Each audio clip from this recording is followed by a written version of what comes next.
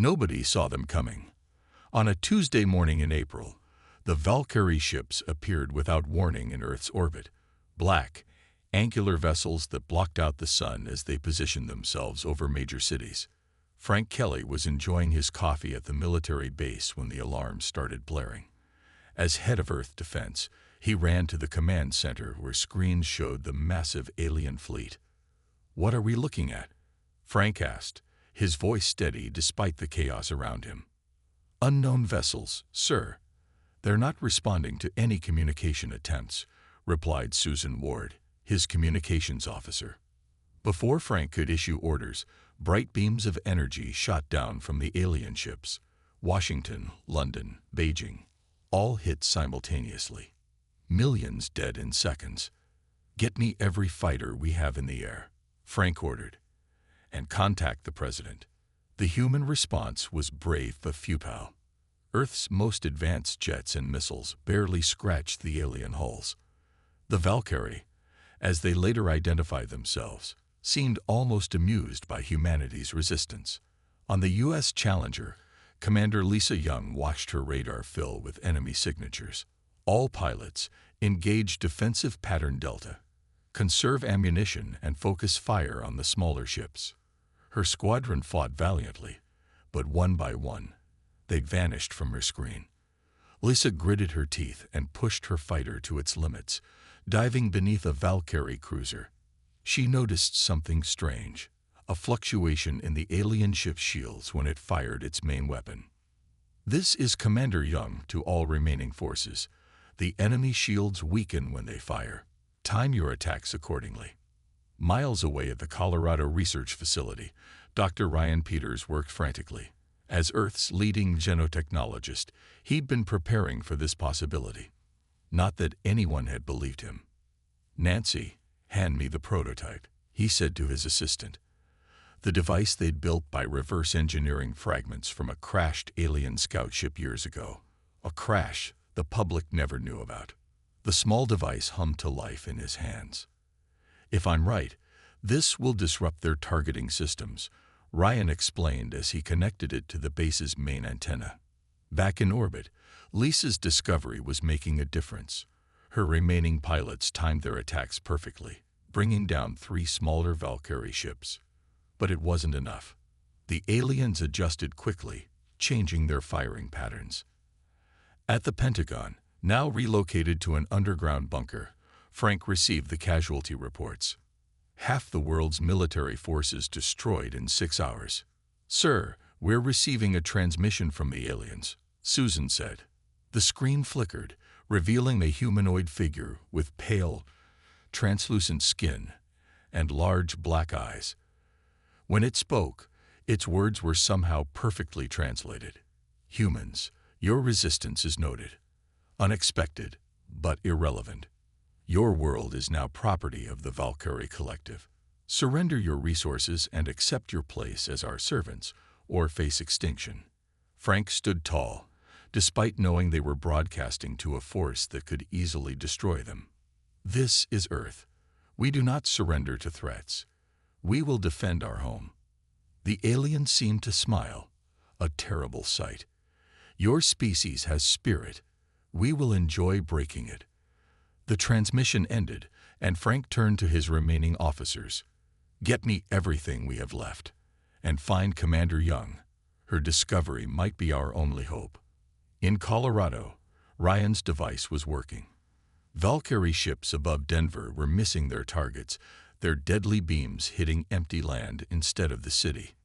"It works," Nancy exclaimed. Ryan nodded grimly. "For now, but they'll adapt. We need more time." As night fell across a wounded Earth, humanity stood on the brink. Cities burned, millions were dead. But the fight wasn't over. The Valkyrie had made a critical mistake. They had attacked without warning, without offering peace.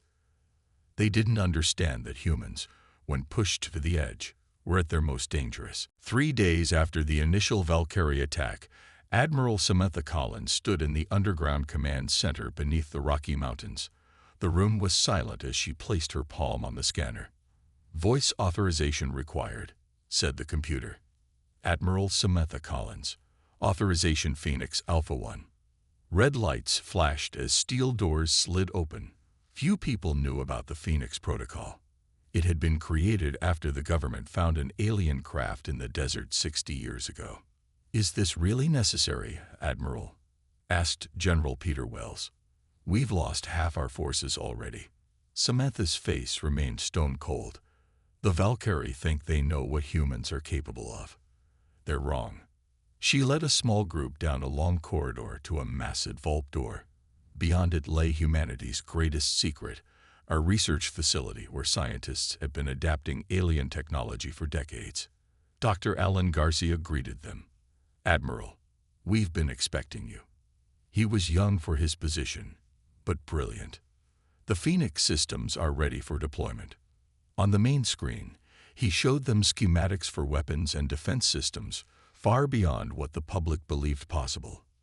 "This is what we've been hiding," Samantha explained to the stunned military leaders. "We've known we weren't alone for longer than anyone realizes. We've been preparing." In the next chamber, Dr. Natalie Ford was running final checks on what looked like a standard fighter jet. Except it wasn't. "The Aurora can break atmosphere in 30 seconds, she explained. "Its hull contains metamaterials that absorb scanner waves. To the Valkyrie, it will be practically invisible." "How many do we have?" asked Samantha. 50 are combat ready. Another 100 can be operational within a week." On the surface, humanity appeared to be losing. But underground and in hidden bases across the globe, a counterattack was forming. The U.S. Defiant, a submarine that had been retrofitted with alien propulsion technology, surfaced in the Atlantic. Captain Eric Patterson addressed his crew. "What I'm about to tell you will sound impossible. Our ship has been chosen to test technology that will change this war. As of now, we are Earth's first true spacefaring warship." His crew looked at him in disbelief until the submarine began to rise out of the water entirely, held aloft by forces they couldn't see. Meanwhile, Commander Lisa Young had been brought to the Phoenix facility. Her discovery about the Valkyrie shields had proven invaluable. "The timing has to be precise," she explained as scientists modified missiles based on her observations. "There's a 3-second window when their main weapons fire." In orbit, the Valkyrie were preparing for their final assault. They had crushed most of Earth's conventional forces and expected surrender soon. Their commander, Zex Thrall, was already planning how to divide up the planet's resources. What the aliens didn't know was that humans had been fighting wars against each other for thousands of years. They had perfected the art of appearing weak when they were strong. In bases across the world, pilots trained on simulators for the new Aurora fighters. Engineers worked around the clock to build more advanced weapons. And in space, hidden satellites with Phoenix technology waited to be activated. "The Valkyrie think this is the end," Admiral Collins told her staff as they finalized the counterattack plans. "But humans don't give up. We adapt. We survive." She looked at the globe display showing Valkyrie positions, and when pushed too far, we strike back harder than anyone expects. The Phoenix Protocol was more than a military strategy. It was humanity's refusal to be conquered. As the final preparations were made, Earth's defenders shared a grim determination. The real war was just beginning. Dr. William Hayes adjusted his tie as the human delegation's ship approached the massive space station. The Galactic Assembly had finally agreed to meet after Earth's desperate pleas for intervention in the Valkyrie conflict. "Remember," William told his team, "we appeared desperate, defeated, and willing to negotiate any terms for assistance." His colleagues nodded. Their mission was clear: appear weak while gathering critical intelligence. As they docked at the station, William was struck by the diversity of alien species. Tall, crystalline beings floated beside furry, six-limbed creatures. Holographic entities pulsed with light as they communicated. In another time, this first official contact with the wider galaxy would have been celebrated. Now, it was a desperate gambit. "Welcome, humans," greeted a blue-skinned diplomat named Zorax. "The Assembly regrets your species' suffering. We hope to find a peaceful resolution to this unfortunate situation." William bowed his head. "We are grateful for any help. The Valkyrie have destroyed much of our civilization. We seek only to survive."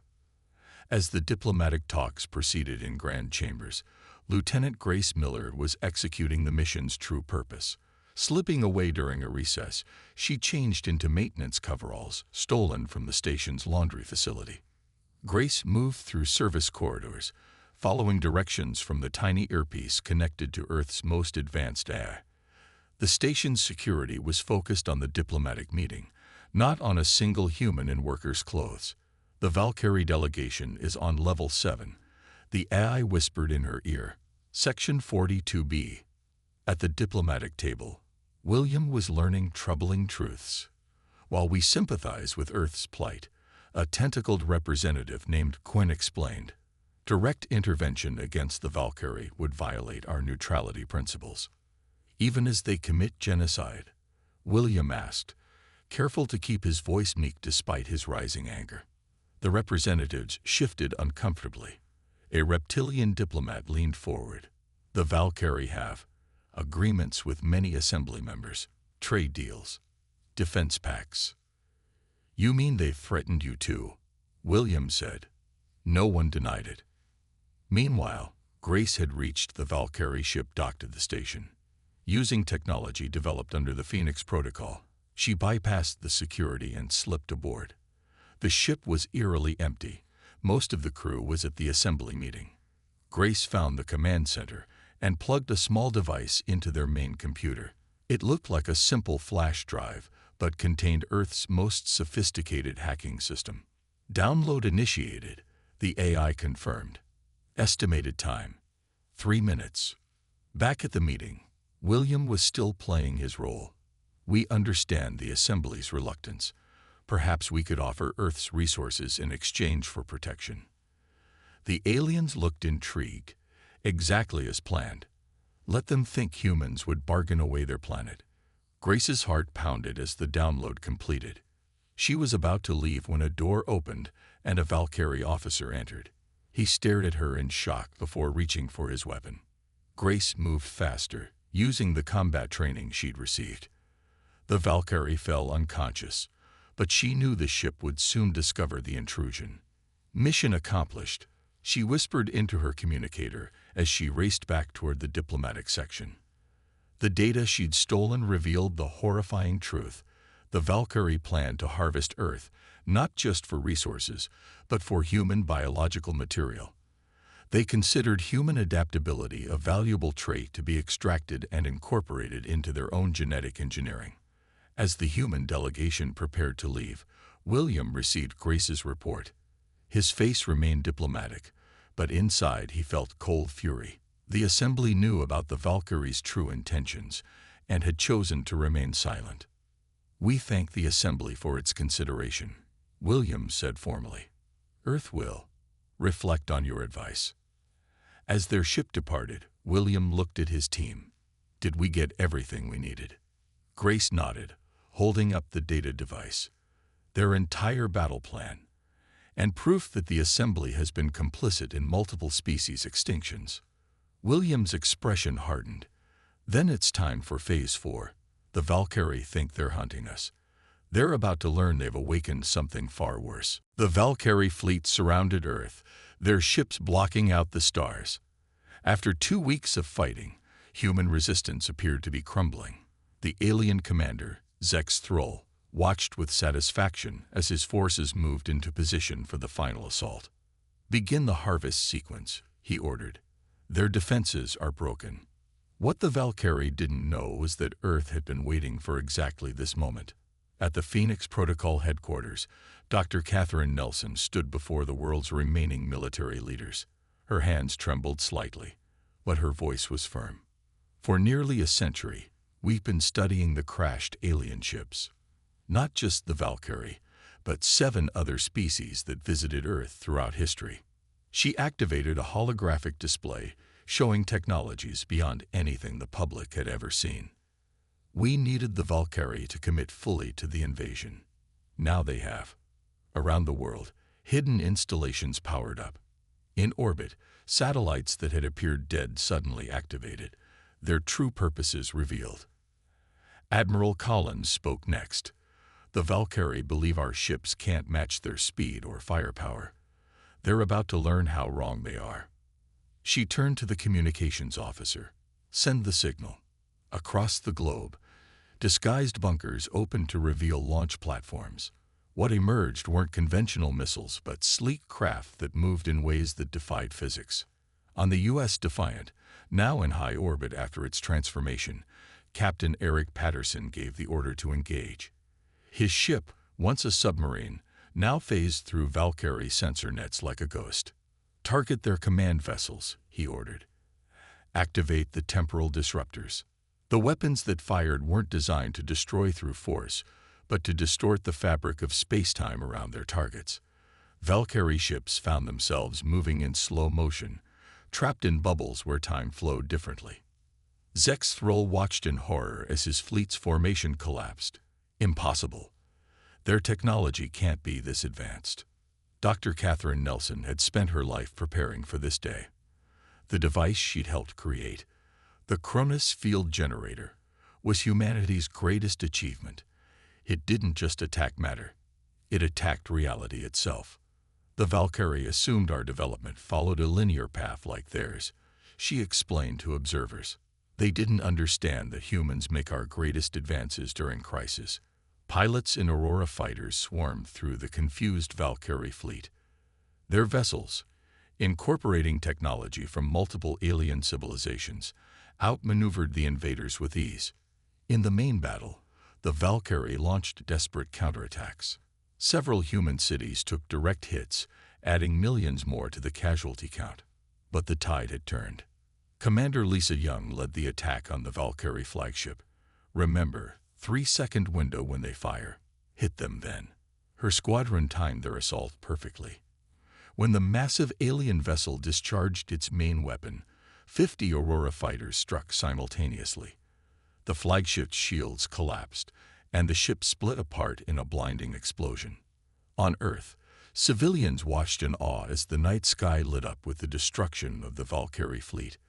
What had seemed like humanity's darkest hour became something else, a revelation of strength. Zexthrol, escaping in a small craft, sent an emergency transmission to his homeworld. The humans, they deceived us. Their technology, it's beyond anything we've encountered. They can manipulate time itself. Admiral Collins watched the battle displays as Valkyrie ships either retreated or were destroyed. Nearly half their invasion force was gone in under an hour. Send the message to the Galactic Assembly, she ordered. It's time they understood who they're dealing with.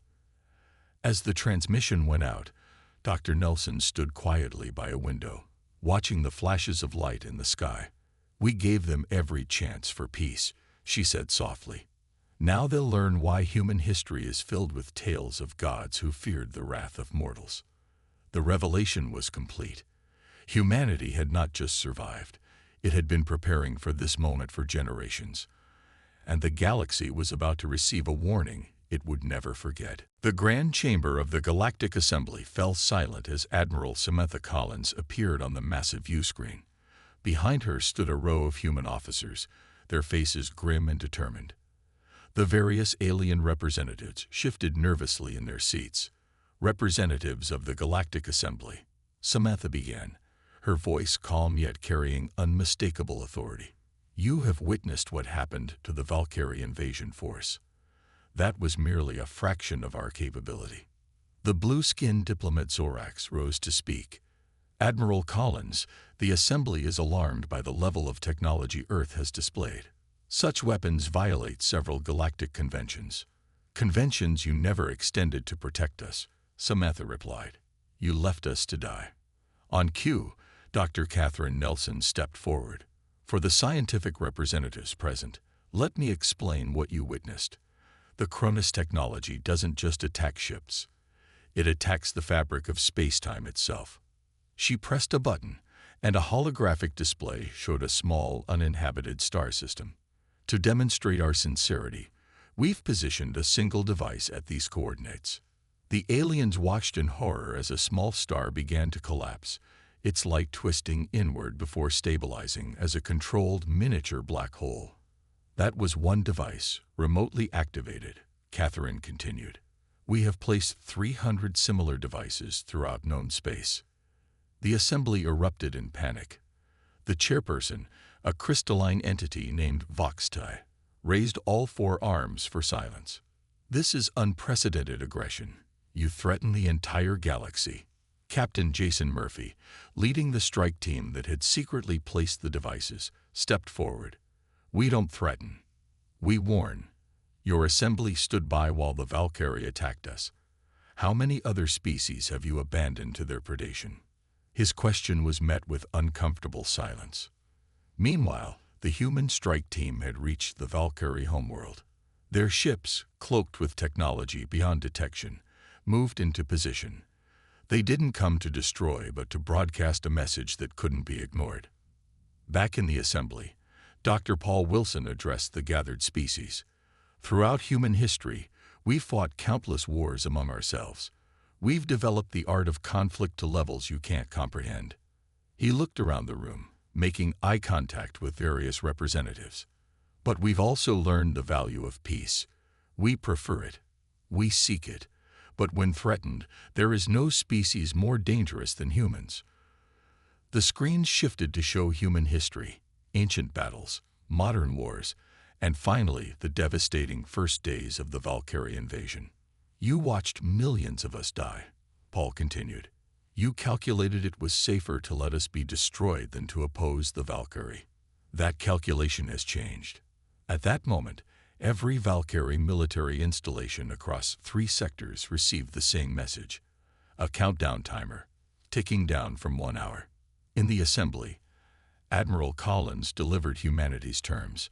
We request nothing except to be left in peace. We will defend others who ask for our help. We will trade with those who trade fairly.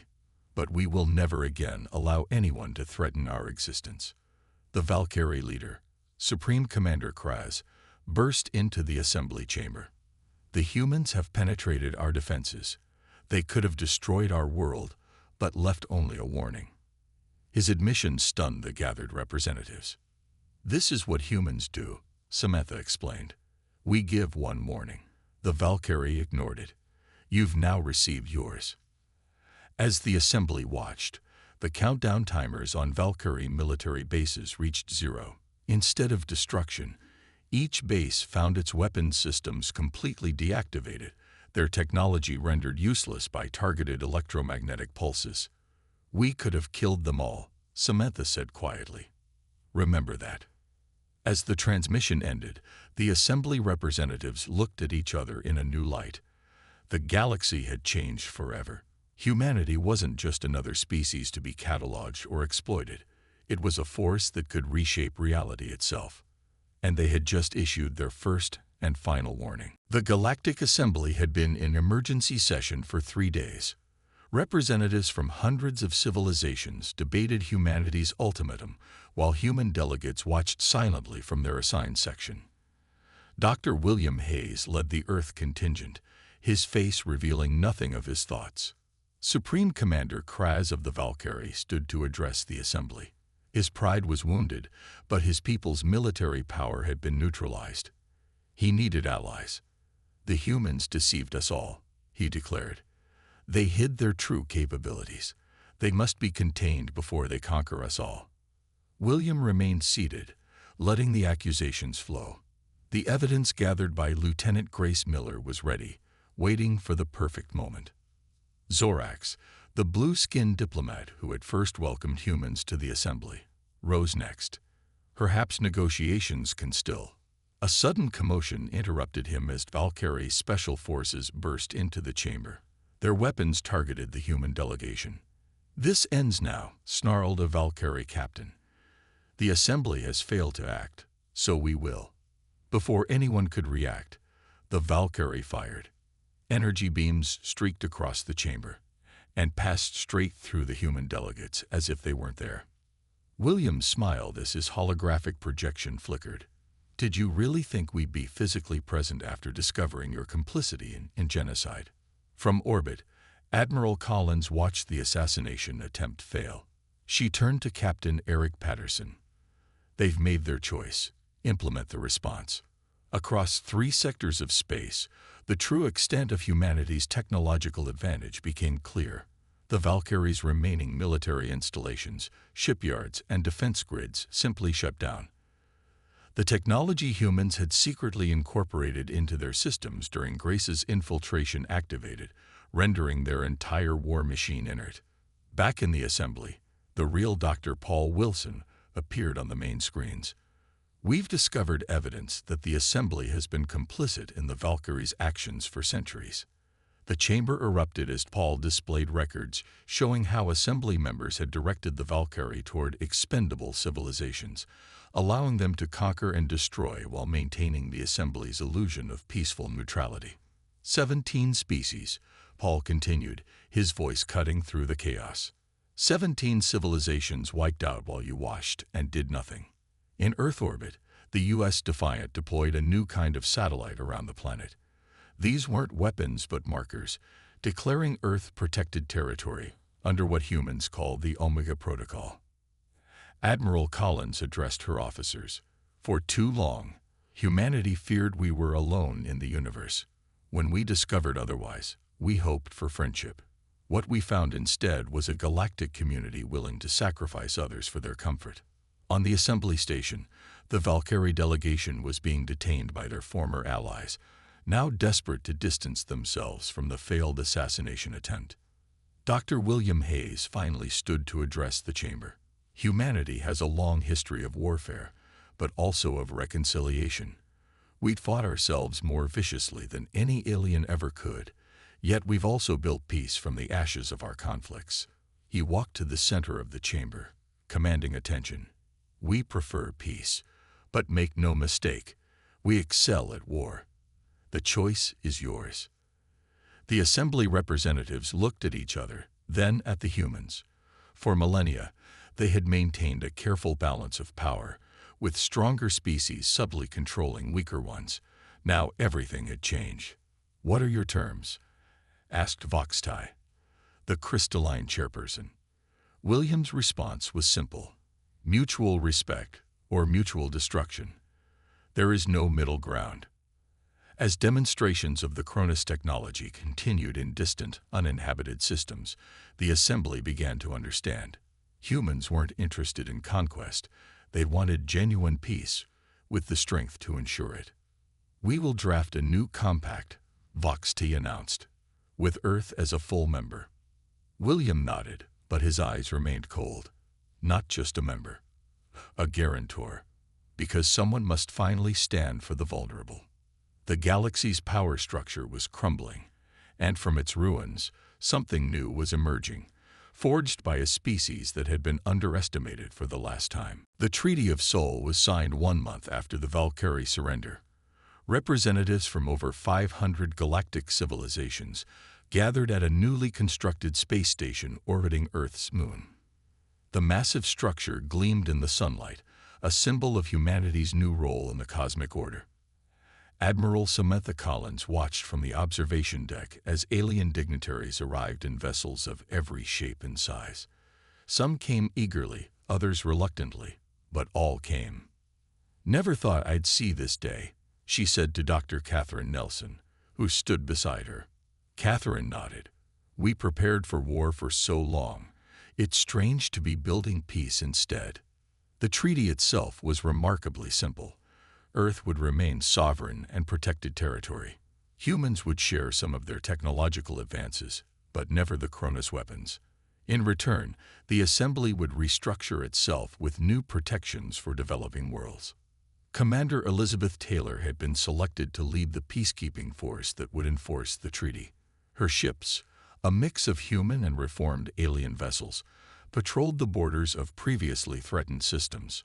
Approaching Sector 7, reported her first officer as their ship entered a region where 3 different species had been fighting for centuries. Elizabeth studied the scanners. Any signs of military activity? None, Commander. They're honoring the ceasefire. She nodded, satisfied but vigilant. Peace was new for these worlds. just as interstellar diplomacy was new for humans. Both would take time to master. Back on Earth, cities were being rebuilt. The scars of the Valkyrie attack would remain for generations, but humanity's spirit had never been stronger. Schools now taught about alien cultures, and Earth's universities welcomed students from across the galaxy. In Geneva, the new galactic embassy covered 10 square miles. Dr. William Hayes walked through its corridors, nodding to aliens who once would have terrified him. Some nodded back. Others still looked away, uncomfortable with the power humans now wielded. Ambassador Hayes called a familiar voice. It was Zorax, the blue-skinned diplomat who had first welcomed humans to the assembly. The cultural exchange program you proposed has been approved. William smiled. Excellent. Understanding each other is the first step toward true peace. Not everyone embraced the new order. On the former Valkyrie homeworld, now under strict supervision, resistance groups still plotted. But without their military technology, they posed little threat. The species once feared throughout the galaxy had become a cautionary tale. Their territories were divided and placed under the protection of the new peacekeeping force, with humans ensuring fair treatment of all Valkyrie civilians. 6 months after the treaty signing, the first alien tourists arrived on Earth. They marveled at the planet's diversity, its oceans and mountains, deserts and forests. Some came to learn about the species that had changed the galaxy's balance of power so dramatically. At a university in what had once been New York, Dr. Paul Wilson taught a class attended by beings from 12 different worlds. Humanity's history is filled with conflict, he explained, but also with reconciliation. We fought ourselves for millennia before learning that cooperation brings greater prosperity than conquest. A student with translucent skin raised an appendage. But your species still maintains the Omega Protocol. Is that not a threat? Paul nodded. It's a paradox. We maintain the capability for destruction precisely so we never have to use it again. On the edge of the solar system, Captain Eric Patterson's U.S. Defiant escorted a delegation of scientists from former enemy worlds. They had come to observe Jupiter's moons as part of a joint research project. Your planet is beautiful, said a scientist whose ancestors had once planned to colonize Earth. We were fools to see it only as resources to be taken. Eric watched as Earth appeared on their viewing screen, a blue jewel against the blackness of space. We almost lost it. That experience changed us forever. The message had been delivered and understood throughout the galaxy. Humans had come in peace. They remained in strength, and they would never again allow themselves or other peaceful species to be threatened. The universe had indeed shivered and found a new balance. 5 years had passed since the signing of the Treaty of Sol. Earth had transformed from a nearly destroyed planet to the diplomatic center of the galaxy. The anniversary celebrations brought representatives from hundreds of worlds to the orbital platform, now called Unity Station. Admiral Samantha Collins, now gray-haired but still commanding respect, stood with her successor, Admiral Jack Foster, as they watched ships arrive from across the stars. "Did you ever imagine this?" Jack asked, gesturing to the diverse gathering. Samantha shook her head. "I was just trying to save our species. Everything after that has been unexpected." In the 5 years since humanity revealed its true power, much had changed. The Cronus technology remained securely guarded, but Earth had shared medical, agricultural, and clean energy advancements with peaceful worlds. Former enemies had become cautious allies. Dr. Catherine Nelson led the Galactic Science Council, where brilliant minds from dozens of species collaborated. Today, they were testing a new form of faster-than-light travel that wouldn't damage spacetime like earlier methods. "The final calculations look promising," said her assistant, a young physicist named Ben Clark. "If this works, travel time between systems could be cut by 80%. Catherine nodded, remembering how humanity had once feared the stars. Now they helped shape their future. Not all changes had been peaceful.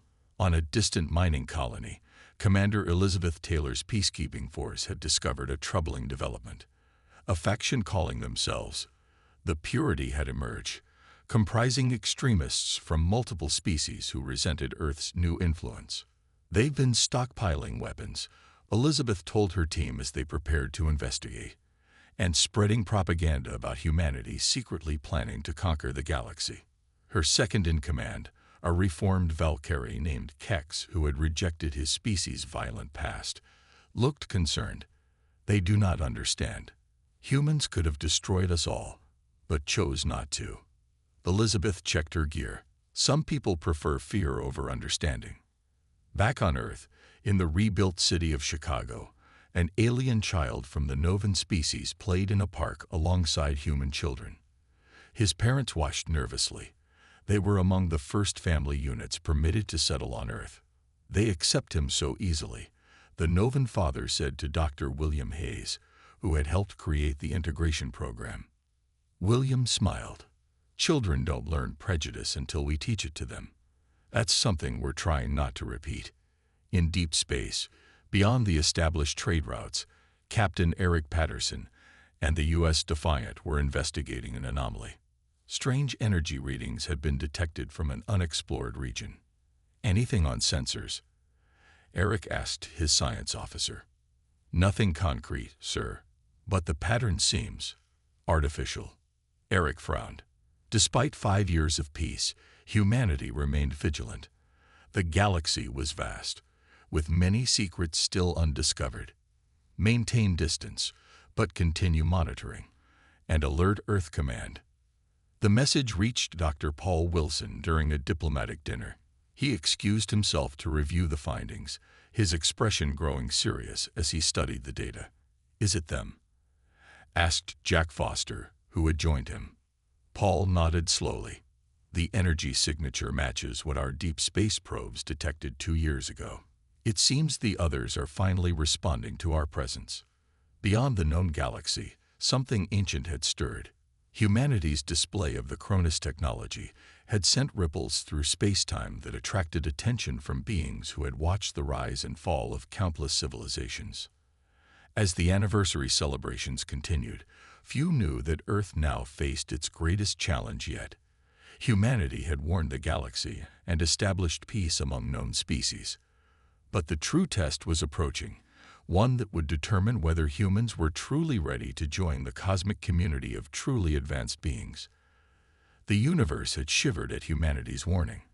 Now it watched to see what they would do with the response.